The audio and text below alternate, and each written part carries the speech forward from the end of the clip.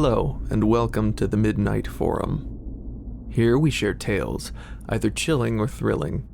Some are just that, stories formed in the minds of others, for entertainment or embellished so that the initial truth is fully obscured. Some are more true than you may think. Of this next one, I'm not so sure. I will leave it to you to decide. Now, settle in and join me for a brief period for the first entry of The Blade of the Cursed One.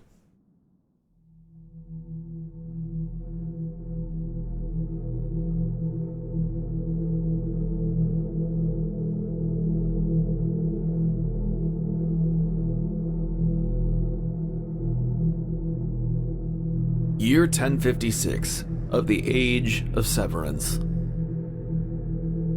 You do not know me. If you are reading this, one of two things have happened. Either I am alive and the curse remains, or I am dead and the world has been set right. It is impossible to tell which will occur. The odds seem so balanced. Either way, the world needs to know what happened. I have placed an enchantment upon this parchment. If you can decipher what I have inscribed here, it means that you possess the disposition required to do the right thing. I have made many mistakes. The knowledge contained in my story can be dangerous, as I so painfully discovered. If you can read this, it means you have the wisdom to discern what part of this story should be told and what should be kept secret.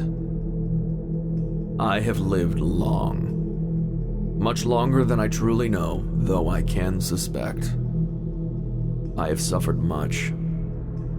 I have lost greatly. I can only hope that it serves a purpose. Tomorrow, my long life may meet its end, and with it, greater suffering may be prevented. I will therefore immortalize my story in ink, so that the mistakes of the past live only in the hands that will prevent these terrible events from happening in the future. Please be warned, this tale is not for the faint of heart. This is my tale. This is the tale of the Azure Knight.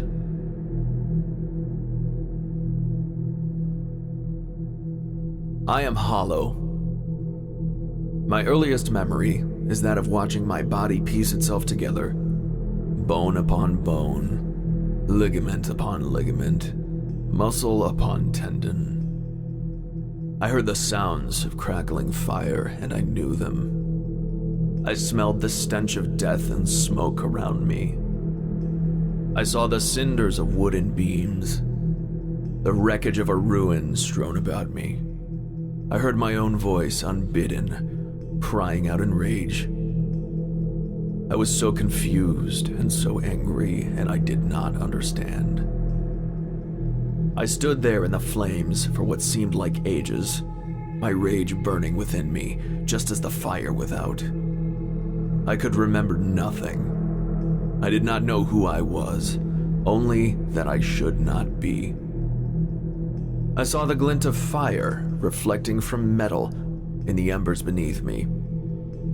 I cleared the debris at my feet to discover a blade, worn and familiar, half drawn from a scabbard. As my fingers closed upon the hilt, I knew somehow that it was mine.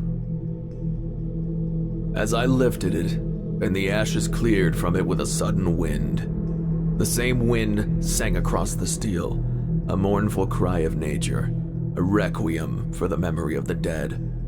And so, my blade found its name. I was discovered then. An elven woman approached me, carefully, slowly.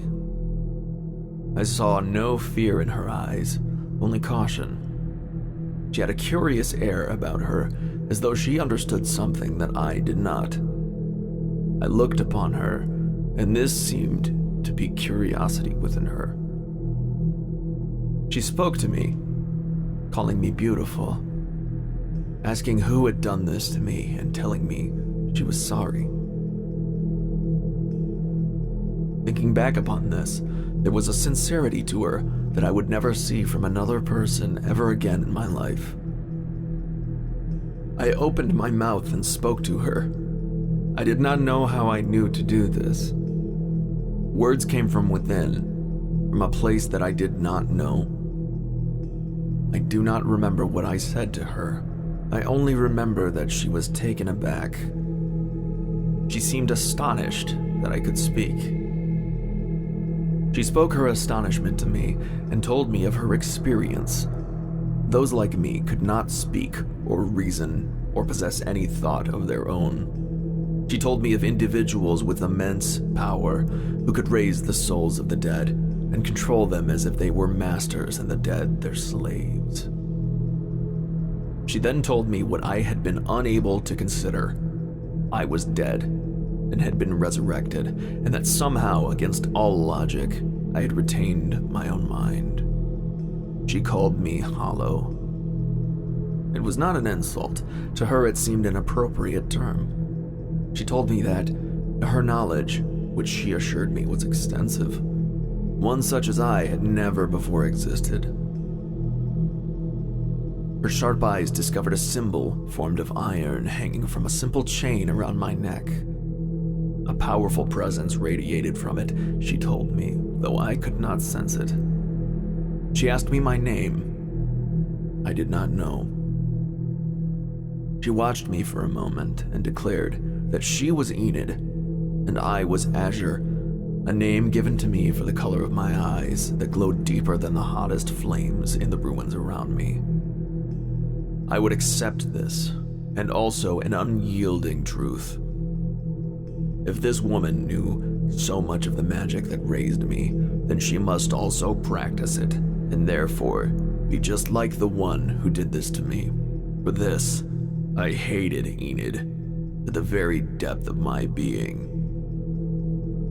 Seeing no other option, despite my hatred, I left the ruins of my resurrection behind and followed her. This is the beginning of my tale. I will not share it all within one entry, and will instead scatter each part. The one who reads this must understand, this tale contains dangerous knowledge. Few exist that know how it ends, and none exist that know it in full. If you are truly wise enough to gain this knowledge and not wield it, then you will obtain more. This parchment contains within it another enchantment, which will lead you, only you, to the next segment.